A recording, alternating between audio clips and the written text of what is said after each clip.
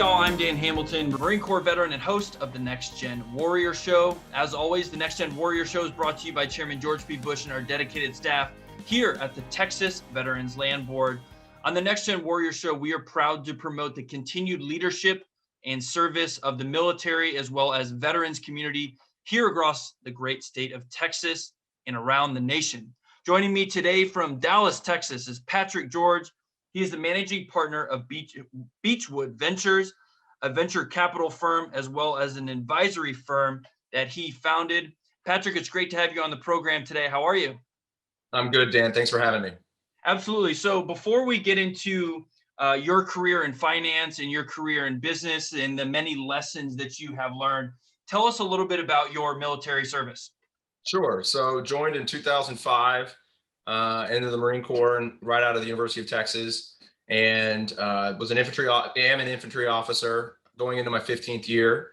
Served on active duty 2006, 2010, platoon commander in 08 in Haditha, and then in 2009 I was an operations officer for a border transition team controlling the Jordanian and half the Syrian border, and then transitioned to the reserves and was a recon company commander, which is one of the best experiences someone can ask for in the Marine Corps, and currently serving as a major with a unit called Reserve Support Platoon.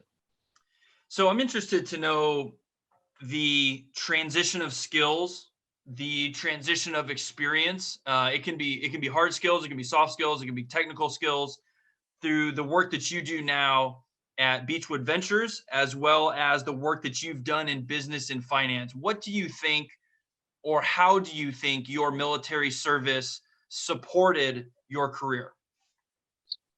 It's a great question because I think a lot of veterans struggle with this. Going into my 15th year, I've had the opportunity to be on both the active duty and the reserve side.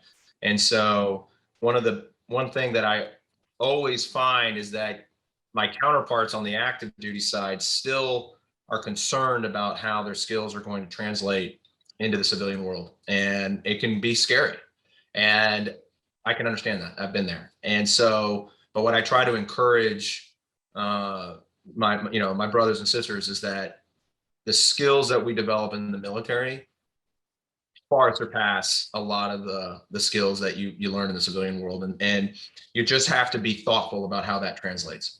Yeah. And so go ahead. Yeah, so I'm interested to know, like at least from intangible skills, right? You talk about intangible skills in the military, the ability to work under pressure, the ability to work well in a team, the ability to take orders and carry out those orders.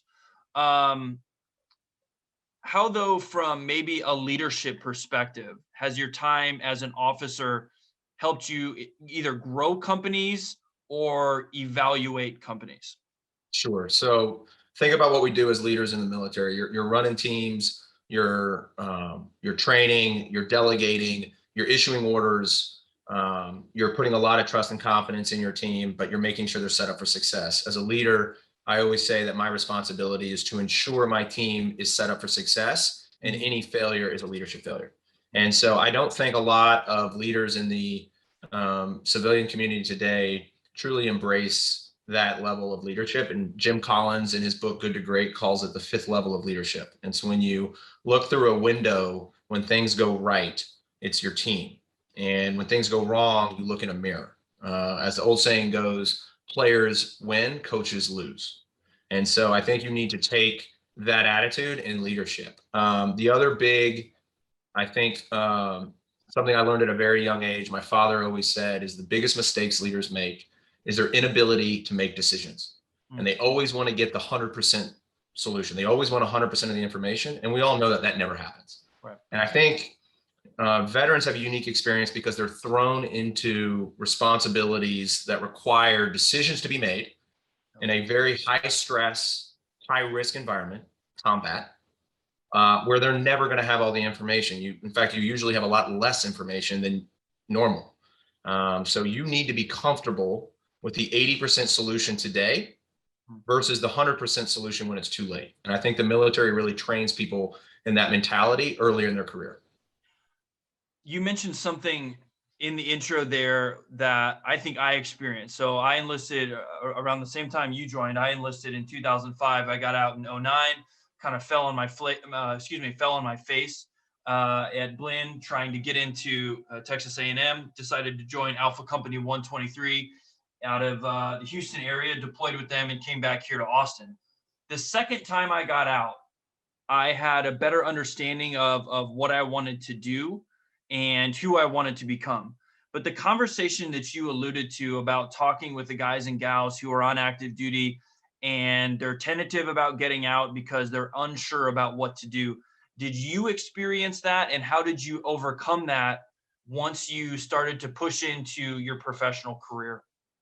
Absolutely. I was incredibly nervous. I personally do not believe the transition out of the military, the training you get for that when I was getting out is was very thorough.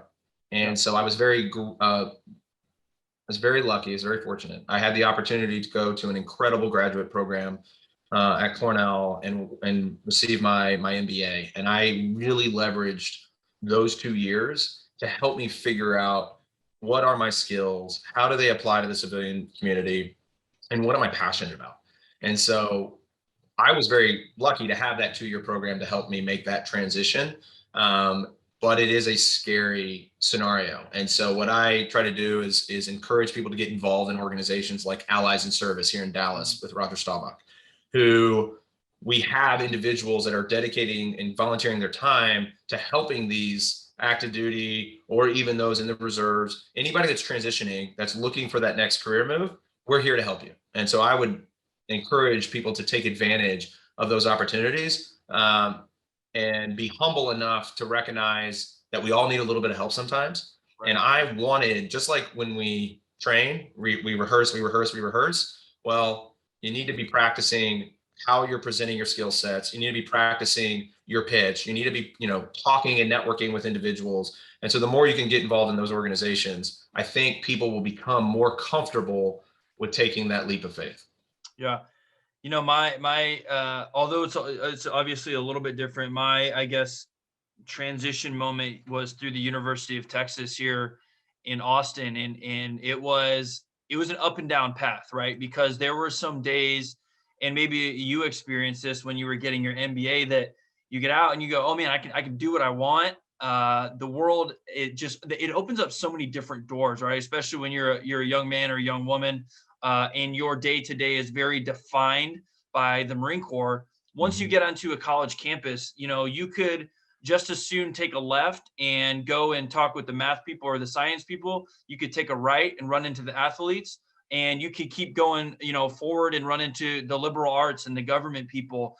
And part of that I loved, and I kind of want to know what you either enjoyed about that, or the other side of it for me, which was very difficult, and was I felt like I was on my own for the first time, right? I was like, there's no net here to catch me, right? It's not like my sergeant's not going to pick me up and keep pushing me forward in line. No one's going to be yelling at me to get up in the morning. How did you manage the lifestyle of your MBA program after transitioning off of active duty? Yeah, that's a great point. You do have a lot of freedom, and you really, as I'll never forget something my executive officer, Battalion XO at 3-4 once told me when I was applying to join MARSOC. He said, listen, no one's going to care about your career more than you. And so you really have to take the reins and make decisions and think about what it is you want and go after it. And so in the end, and this comes to the way I hire, I always will prefer somebody I have to pull the reins on than I have to crack the whip. Right. And so as you think about what it is you want to do, you got to take that same discipline that you have being a military service member and apply it and think, I want to be the best professional I can be. So when I got off active duty and I was studying for the GMAT and I was looking at going to law school, so I was studying for the LSAT, I treated it as a profession. I was up early in the morning. I worked all day. I had a schedule, I included fitness. I think that's incredibly important. I made sure I allocated time for networking. To your point about no safety net, you need to be reaching out to the veteran network, because trust me, we are here to help you. We want to be helpful because we have been in that position and we know how scary it can be. And we want, and it's now being on this side of the coin for 10 years. Yep. It is very easy for me to reach out and provide that help and make introductions and give guidance and allow someone to ask the dumb questions, because there are dumb questions and you don't want to embarrass yourself in front of somebody that could be a potential employer. Mm-hmm. So come to me and ask the dumb questions, and I will give you the honest feedback. And there's a whole network out there that'll do that for you. And I leverage that. When I was at grad school, the only reason I got an internship at Morgan Stanley outside of coming from a top-notch business school was the veteran network at Morgan Stanley. Because Morgan Stanley did not recruit from Cornell at that time. The veterans grabbed me by the horse collar and brought me into that organization. And I owe that first job to the veteran network. And so I would tell people, you need to leverage that. I want to, second that for a minute. And, for those in the audience who are listening to this conversation, this is to me, the pairing that what you just described is the perfect pairing of technical skills and soft skills. The technical skills are the LSAT, the GMAT, getting up, taking your courses, learning the technical skills that it takes to get hired at a Morgan Stanley. But the second part, and I think this may impact maybe a little bit more of the enlisted side than the officer side, but something that I've seen so many enlisted folks come out of the service without is a professional network. And the fact that you hit on that, the desire to get out and go meet people and learn what their interests are, learn where they go to dinner, learn what their career path is going to be, and start building up those soft skills, that really does become your social safety net almost after you get out. Because look, you're no longer walking down the street with body armor on, a Kevlar, a rifle, and your best friends next to you. You have to figure out how to develop that new social network that can keep you up. And like you said, pull you by, your collar and say, hey man, you're coming with us. We're going to go take you to this job interview. We're going to introduce you to the people that can help you make you successful on the other side of wearing the uniform. I want to ask you about this though, if you don't mind me pivoting for a little bit. You have founded your own firm, and I said it at the top, but I'll say it again. It's Beachwood Ventures. Can you tell us about why venture capital is something that you pursue, why it is something you enjoy, and why it makes you kind of get out of bed in the morning and say, hey, I'm excited to go about this every day? Yeah, Dan, I'm an entrepreneur at heart. I love building businesses, working with teams. It reminds me a lot of being, as a platoon commander and company commander and working with a great, passionate, talented group of individuals. And so as soon as I transitioned into finance out of business school and started with investment banking, because I wanted to build some credibility, some additional acumen and really learn the ropes and expand my network.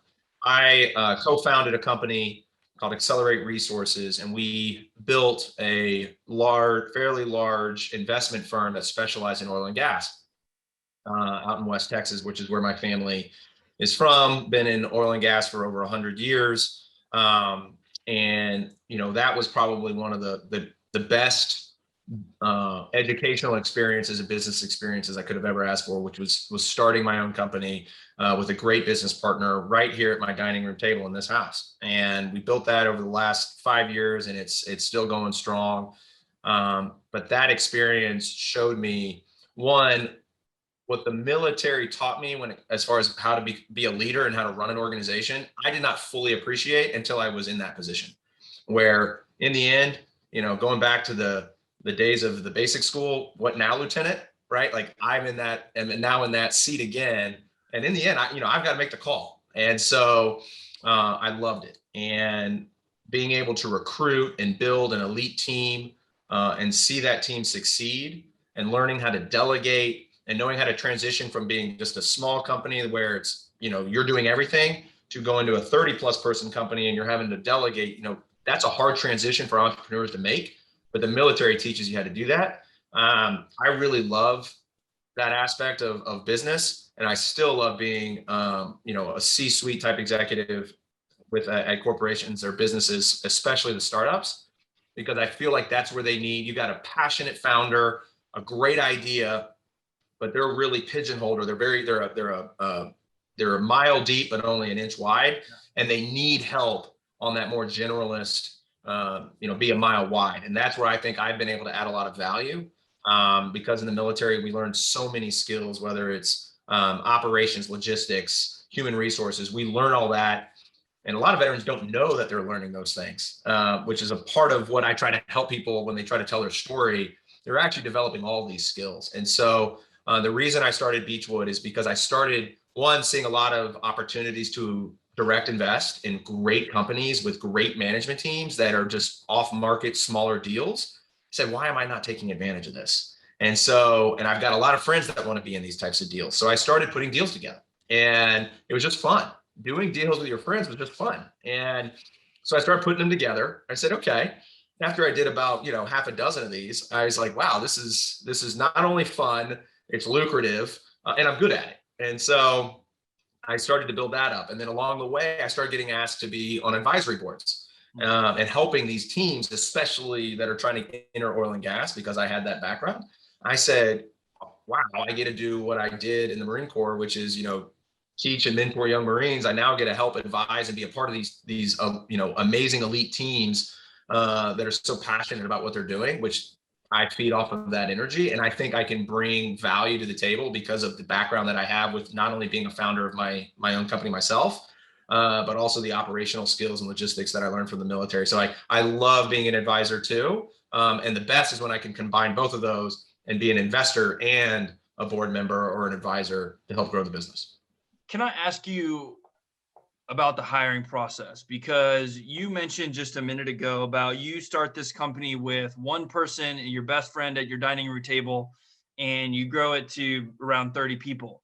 So you have spent the time and as a small business, making sure that you have, at least from an outside perspective, I would think it would be very critical to make sure that the core people who come in to start the business, to create the foundation, either match your skill set, but are able to set the appropriate culture within the business that it's able to scale and grow in a healthy way. When you were sitting down at the table and you were talking to somebody that you might be interested in hiring, if that person was a veteran and they had maybe just gotten off active duty, or maybe they were just finishing up their degree, maybe they had just gotten done with an associate's, and they walk into your office, what are some things or maybe some advice that you would impart to them before they start their career, or if they're just beginning their career? Yeah, I love helping veterans in that position, and that's why I work with allies in service is to give that guidance. Because I will tell you, the one thing I think veterans screw up the most, and me included, was when I got off active duty and I got into an interview with a potential corporation or business or whoever. I'd rattle off everything in chronological order. I would talk in acronyms, and I just fly through it, and it's just very military-esque. And you can just tell that the person on the other side, it's just like right over their head, eyes glaze over, and they're like, hey, that was great. Thank you for your service. And so, you really need to practice with civilians, by the way, and because they will ask you like, hey, I don't know what that means. Explain to me why that matters. Why, I know it sounded cool and maybe it was a big deal in the military, but I have no clue how to translate that to this job. And so I think people get really stuck in just explaining what they did versus explaining the value that they can bring to a business. And so it's important to tell a story, not just regurgitate a resume that's boring. You want to be interesting. And so tell a story, be able to explain what you did in the military, but in a way that civilians understand. And ideally, explain it in a way that shows the person on the other side of the table what value you're going to bring to their organization. So obviously that requires some research on the front end, understand what that business does, and try to connect the dots between what they do and what you did and why you believe you can add value. And then on top of that, always come in incredibly humble, obviously willing to do and start anywhere. Don't have this attitude where, well, I was a company commander or a staff sergeant, gunnery sergeant leading a platoon, or I was a company, like I said, company commander, and I expect to have a lateral transfer into your organization. It's not how it works.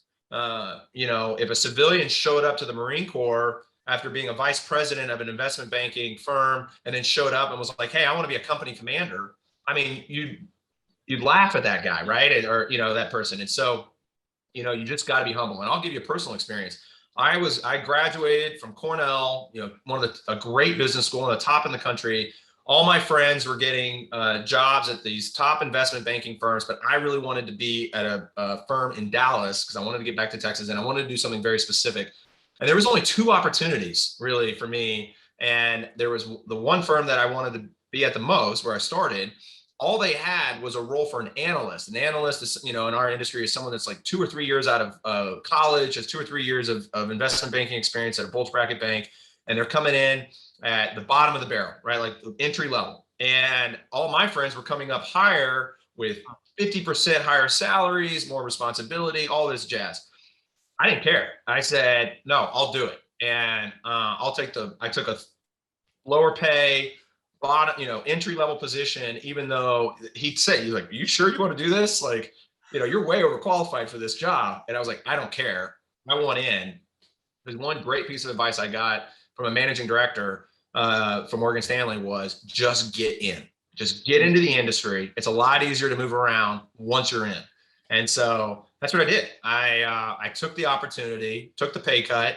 I didn't care. And I kicked the door in, showed my value, my worth, learned as much as I could, and then I climbed really quickly. And this is what I try to explain to veterans is, to your point, we have these skills that don't that will make you a better leader in an organization. You just got to go spend a little bit of time, be humble, and go spend a little bit of time learning the acumen and learning the ropes. And then your soft skills, your leadership skills, all the things that you did in the military will catapult you above your peers very quickly. There'll be this tipping point, to steal a Malcolm Gladwell. There'll be this tipping point where you jump to the top ahead of your peers very quickly.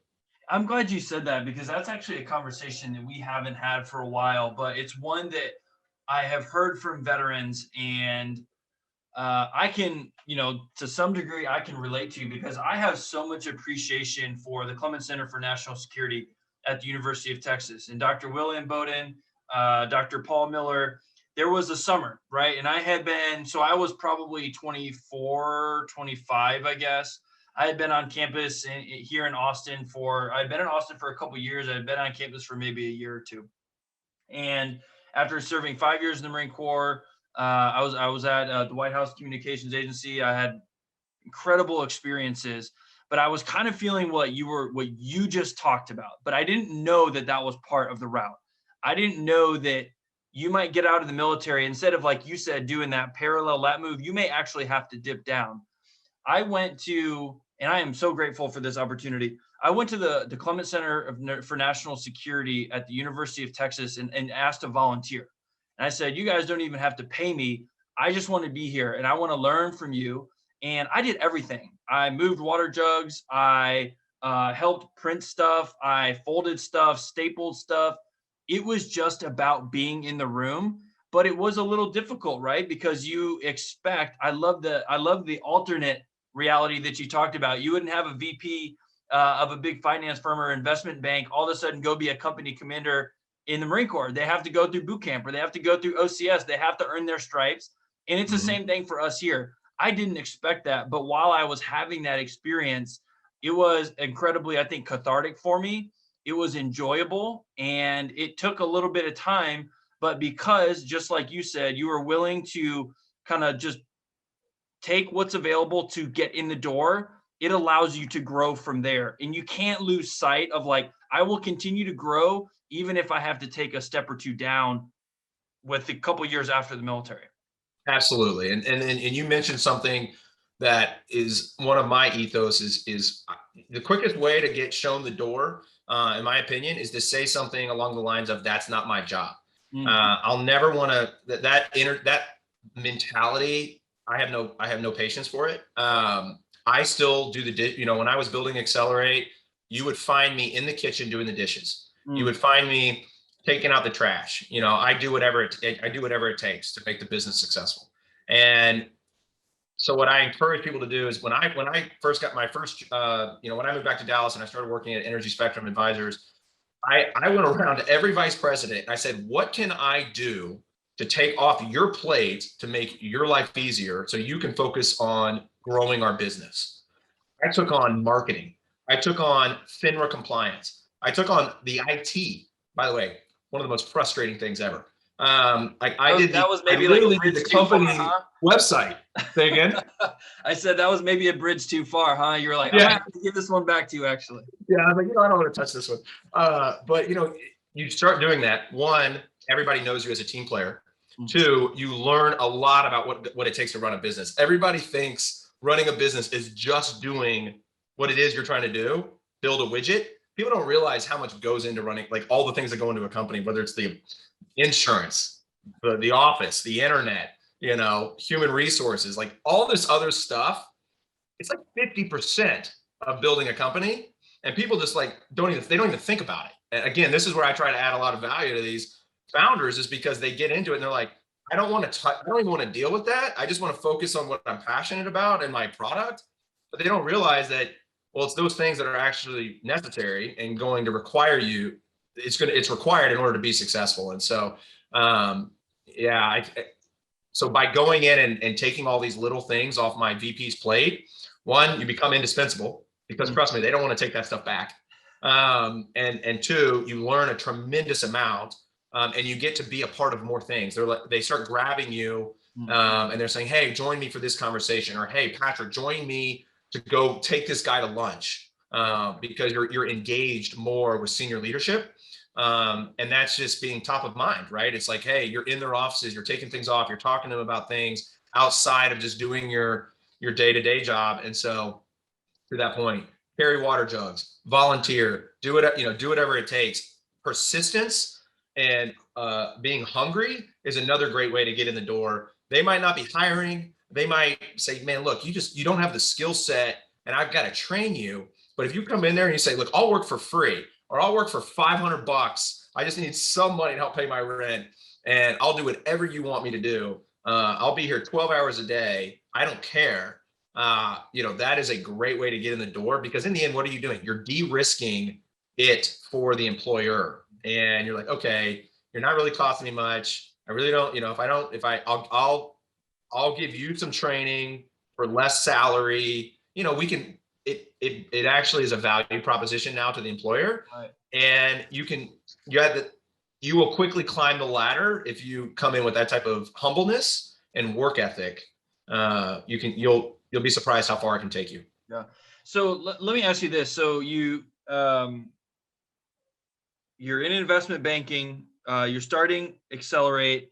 Did you have in the back of your mind, are you having the discussion either with yourself or with your family members or friends about starting your own firm? And what got you to the point of saying, okay, Beachwood Ventures, this is going to be what I'm going to, for lack of a better, I'm going to put my chips in on this. This is really where I'm headed, and I want to make this successful now. After building Accelerate, and I advanced as a business executive significantly in that 5-year period. I feel like I got 15 years of management experience in 5. And, and my, partner would say, my business partner would say that, he being the third party looking in, he even talked to me about how much I grew as a business professional. And so I'm very grateful for that opportunity. And it wasn't until I really got into a comfortable rhythm and I took a step back and I said, wow, I can do this. Like, I'm actually pretty good at this. And then with the active deal flow and people asking me, when people started asking me to advise their company, I was like, okay. Maybe there's something here. And it was in 2018, I really said, okay, this is something I could see myself doing long-term. So I need to start laying the groundwork now. And so it was something I kind of just did off to the side on my own. nights and weekends. And that's the other thing entrepreneurs you got to remember. There's no such thing as a day off. There's no such thing as vacation. There's no such thing as weekends. Nights and weekends are gone. And so, I would allocate a lot of that time. And I think, you and I have talked about this before is about risk and being, there's a lot of people are scared to take that kind of risk, and the time and the money and the potential loss to your family from a financial standpoint, not to mention time. That's a big decision to make. And I think a lot of guys that have served, a lot of people that have served in the military have put themselves in situations where they get shot at. And so the idea of taking some risk on a business actually doesn't seem so bad. Yeah, I was gonna say it's actually a pretty good fit, huh? I think there's actually a pretty large presence of veterans who are either become entrepreneurs because they like the fast-paced environment, they like high risk, high reward. Yep, totally agree. Let me ask you this, because you have moved to more of an advisory role, or you're able to see investments into different businesses or help businesses grow, and you spent a lot of time in the energy and the oil and gas space. Uh, can you talk to me about building teams? And can you talk to me about maybe the one person in the middle? What is important when you go into a room and you meet with either a management team and you talk to a CEO or you talk to a leader of a business? What are some things that maybe you try to help that individual identify to make themselves either a better leader or their business improve? I think the biggest look, entrepreneurs and founders, usually there's a decent ego that comes along with that. And you kind of have to have that, right? You got to have that level of confidence in order to take this level of risk. And what comes with that is I can do everything. And there's two really bad aspects to that mentality. One, you can't, and you don't have the time. You physically do not have the time.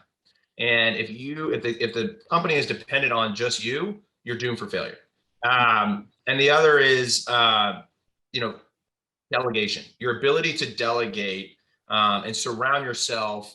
The second thing is your gaps. Is knowing how to recognize what your gaps are and fill them. Who is the yin to your yang? Like, you are not. I always say that I am great on the operations side. Operations, logistics, management.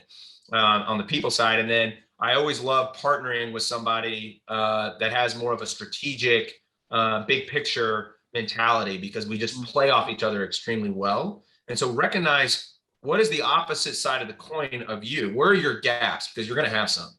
So I think number one, people need to recognize what their gaps are, and then surround themselves with people that help fill those gaps and can complement their skill sets. And then delegate. And be able to surround yourself with key leaders that you can delegate responsibility to, and let them do what they do best, and then have them report to you. It's the back brief. It's make sure the order is understood, clearly understood, and then let them report back. Make sure you're checking in. But as far as teams and that management team, what I look for is like, okay, who's at the top? Who's at the top, and how has he surrounded himself to compensate for his gaps? Because if he hasn't, I think that company's in store for a world of hurt. Yeah. So because you have spent so much time, and maybe oil and gas is the family business as well. So you've been around it maybe passively, you've been around it actively, you've been around it as a business owner, as a business leader, and as an advisor. And something at kind of a macro level, I'm interested to kind of just discuss this with you about the energy future of the state of Texas and of the United States. And, I think everybody probably across the country knows the tragedy that happened here in Texas, where the cold weather came through. We lost a lot of power. The conversation, at least here in Texas, kind of became adversarial between renewable energies versus fossil fuel energies. I wanted to see if we could have a little bit, maybe more of a nuanced conversation, and sometimes maybe a more macro conversation about how you get those resources to, instead of being adversarial, how you get them to work together. And I was wondering if maybe you could just talk a little bit about what you're seeing from your level about how renewables and fossil fuels can work together to provide a future for the people of Texas and for the people of the country. Yeah, Dan, very timely discussion coming off that winter storm, which we're still having, millions of people that are still suffering from this. And so hopefully we'll come up with some solutions and won't let this happen again. So yeah, our family's been in oil and gas for a little over 100 years, and I've been in it actively running an oil and gas investment firm. And I'm also on the renewable side, sitting as an investor and board member of a wind power company, advisor to a clean tech company. I see them both as working together, not as enemies. We saw, to your point, there was a lot of negativity around, well, the windmills froze, and well, guess what? The natural gas, the pumps that were pushing natural gas, they froze too. Why? Because we didn't invest in our infrastructure. And look, this is a 1 in 100 year type storm. I get why we did not invest in that infrastructure. Look, the cold parts of the country that have windmills, they invested in the technology that prevents freezing. Well, we didn't do that in Texas because we've never had this problem before. So we can learn from our mistakes and grow. But I definitely see how both of these two can work together. Wind doesn't blow all the time. Sun's not shining all the time. Things happen on the fossil fuel side that, so these things they can definitely complement each other. You don't know, old saying, don't put all your eggs in one basket. We don't have the battery technology today to store the energy coming off windmills and solar. I think the last study I read, the state of California, who's the most progressive when it comes to this and proactive, they have 1 minute of battery storage, 1 minute. And so this idea that we're going to get to 100%, zero emission net carbon net zero, that's, according to the professionals, you need 3 days of power. Well, we're at 1 minute. We got a long way to go. And so, but there are things that the oil industry specifically can do to be better, and we should be better. And this is why I advise this clean tech company that actually is trying to do that. We can be reducing our carbon footprint. That's what Synergy Fuels is doing, reducing the carbon footprint of well sites by 99%. We can get rid of flaring. I mean, that's easy. We have the technology, and we have technology that's less expensive and cleaner. So we need to adopt these principles, and we need to stop fighting this climate change revolution that we're going through, and jump on board and say, okay, what can we do better? And so let's be better about fossil fuels. Let's be cleaner about oil and natural gas. Natural gas is an easy bridge, and let's also be thoughtful around wind and solar and geothermal, so that we can actually continue to grow those technologies and let them be another arrow in our quiver, and so that we can leverage all of these and have multiple sources of power. So yeah, I mean, it's clear that these things can be friends. So let's figure out a way to work together. So is it true then, from somebody who is I guess more of a spectator and just kind of watching the impact of the growth, like you talked about, of batteries, and people are talking about Tesla, people are excited about this, right? I think casual observers, I think are excited about the future of clean energy. And I'm interested to know, what you're seeing. Is there excitement in that industry, and how much is technology really kind of the revolutionizing technology is allowing some of these renewable and green energies to actually come online faster than maybe we previously thought? Can you either confirm or deny that? Absolutely. And there's also, this is the power of entrepreneurship and capitalism. People come up with these amazing ideas. We've got a company, I think it's fantastic. They're taking natural gas that is being flared in the Bakken, and they're routing it into natural gas generators that are powering computer systems that are mining Bitcoin. Okay, so they're taking waste heat, right? Something that's just being burned into our atmosphere, and they're actually converting it into energy and producing Bitcoin, which, by the way, not a bad investment for the last couple of years. Yeah, it's worked out pretty well for them. Yeah, it's worked pretty well for them. And so, those are examples. I'm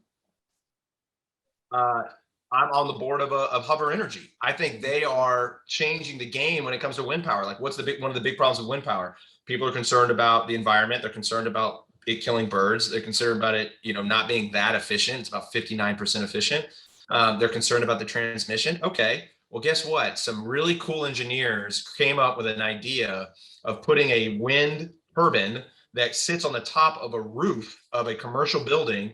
And as the wind hits the building, goes up and over and goes into this wind turbine, it captures I think 96% of the wind, and it puts it right into the building. So you get rid of the efficiency issue, you get rid of the transmission issue, you don't have the bird issue, and other environmental issues. And, so that technology is coming to the market right now. In fact, we're in the middle of a capital raise. And so, if you let entrepreneurs and capitalism work, we are going to continue to solve these problems and bring new things to the marketplace. Well, that's the one thing. Maybe you can shed some light too on maybe the deals or the environment or the innovation that's happening there in Dallas, because I had a conversation with Samantha Snabes, and she's over at Re3D, and they're a 3D printing company. And she's kind of on cutting edge, technology of 3D printing, industrial 3D printing. And she just said the term that she used was, I'm bullish on Texas. What does Texas look like from as you talk to energy industry, and what does it look like there in Dallas?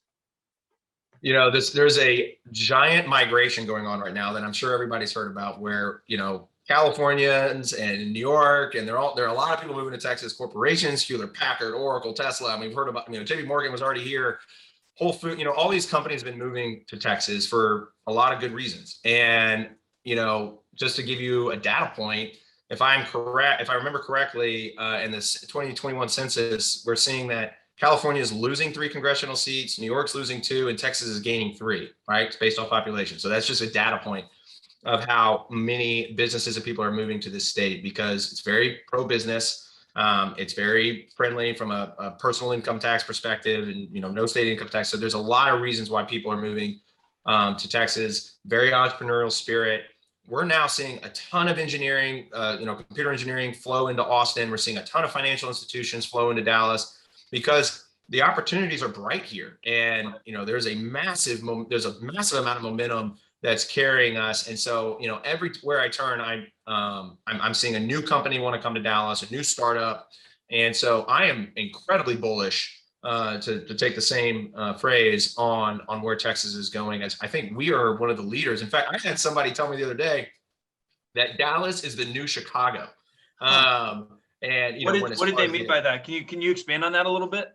Yeah, I mean, everything from the culture, as far as like the diversity of food and experiences that you can enjoy in Dallas, to the business opportunities, to the companies that are moving their headquarters here. Commercial real estate pre-COVID was on one of the biggest booms we've ever seen, of course, because corporations have been moving here. Now, COVID is obviously changing the game as far as where people work, but it has been crazy the number of cranes you will see in Dallas and Austin and Houston, as people have continued to move here, and our economy has become so diverse. Everybody's like, oh, Texas, it's only oil and gas. That is not true by any means. I mean, anything from tech, healthcare, education, commercial real estate. I mean, there's all these industries that have rounded out our economy that have made us incredibly strong.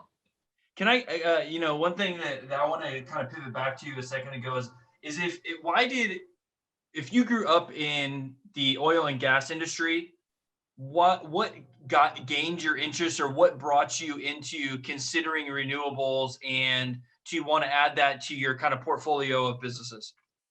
Yeah, so a good quote my mentor gave me was, get in front of avalanches. Avalanches are things you cannot control. Aging population, cost of water, things of that nature. Right. And as I've been in oil and gas now for a decent amount of time. Look, there's a lot of negativity around oil and gas, and we've got a lot of work to do. And so I thought, okay, there are better ways to do this. What does that look like? And so that's why I wanted to have one foot in clean tech, and why I still remember where I came from. And because I'm still bullish. I'm still a big fan of the oil and gas industry. We just got to do better. And so, fintech and clean tech can bring a lot of additional capabilities to our industry, where we can see a lot of growth. And so I want to have a foot in both, but I do really think that this clean revolution, this ESG revolution that we've been seeing, is real. 36 billion in pipes and SPACs was raised in 2020 for ESG related technologies. And, that's real money. And so I think there's a great opportunity as an entrepreneur to get involved in this, and capture this opportunity. But at the same time, I don't see fossil fuels going away either. People forget that this coffee cup right here is made with petroleum. All the buildings that the house that they're living in, the buildings that they're working in, those are all made with petroleum-based products. And so, unless we go to 3D printing for everything, with renewable, and hemp, I don't know how you get there. And so I am very excited about the new technologies that are coming to the forefront, and I want to be a part of that, and I want to support that. But at the same time, I don't think that our foundation, the things that we've been using to build this amazing economy that we enjoy, they're not going away, but they do need to work smarter, and they need to be cleaner. Yeah, I'm glad I'm glad you kind of like reference the part of people coming to Texas and thinking that it's an oil and gas economy, because that is certainly, I think, a very solid foundation as energy demand grows, especially if you look at developing countries. One of the biggest line items is energy, to be able to heat and cool their homes and keep their people safe and keep hospitals running. It needs fossil fuel, so that certainly doesn't go away, right? But it's great to see, as you said, the new technologies, new innovations, and what people want to create in an entrepreneurial, capitalist society is they're bringing their ideas to Texas, and then they're meeting people like yourself, and they're making the ideas of the future happen here in places like Dallas and Houston, in Austin. And it's an incredible time, I think, to be a Texan and to be able to watch the flurry of excitement around business, and being able to create a future, not just for Texans, but I think for people across the nation. I totally agree. I think the future is bright. I think Texas is in a great position to lead by example. And frankly, I'm very grateful for the leaders that we have. Governor Abbott, tip of the spear. Commissioner George P. Bush, who I've known personally for many years, who I think has done an incredible job as land commissioner. And I have high hopes for him in higher office, because he is definitely a servant of this country and of this state. And so we've been very blessed with great leaders. Frankly, you've seen across the country what bad leadership can do to not just to cities, but to states. And so, I'm very grateful for the people that have led Texas to the success that we've seen. Yeah, no, I certainly second that, and I feel fortunate to be here. And it's just fun to be a part of it, and to be able to speak to veterans like yourself, who I know you're continuing your service in the reserves, but it's great to sit down and talk with people in the veterans and military community about what they're seeing in their industry, what they're seeing in their business, and just the opportunity to learn from you about your time in uniform and your time in business as well. And so I appreciate you dissecting a lot of different topics for us today. But as we close out, I just wanted to see if there was anything else that you would like to leave our audience with today. Is there maybe one thing that we didn't get to hit on that you would like to leave us with? I think, and I touched on this briefly, but the idea of persistence and being humble. You're going to get told no a lot. Don't get discouraged. Keep your head up. Keep driving forward. Be humble. Be persistent, and that will carry you throughout your life. I always say, if General Mattis and General Petraeus can say that they're continuing to learn today, who the heck am I to say that I know it all, or that I'm never going to have a stumbling block? And so, be humble. Be persistent. And then I also live by, one of the quotes I actually have on my desktop is a quote that I learned from Navy SEAL Clint Bruce here in Dallas, founder of Carry the Load, that he loves to talk about. And it says, "The reward for excellence is no punishment. I am here to be elite." And so when you think about, as you strive to be a better professional, excellence isn't good enough. Strive to be elite, and just continue to try to better yourself as a professional every single day. That's great. Well, I think we're going to leave it there, Patrick. I appreciate you ending on that note. I think it's been a really insightful conversation. It's been uplifting, and it certainly makes me feel fortunate to be in Texas and to be able to learn from Marines like yourself, who continue to lead and serve in their community. You're very kind, Dan. Thanks for having me. Absolutely. On behalf of Chairman George P. Bush and our staff here at the Texas Veterans Land Board, we will see you back here next Monday. Have a good one. Follow us on Instagram at Voices of Vets, on Twitter at Voice of Veterans, and on Facebook at facebook.com/Voices of Veterans. To hear more, please visit voicesofveterans.org. Join us in sharing the success stories of Texas veterans. Thank you for joining us for the Next Gen Warrior podcast.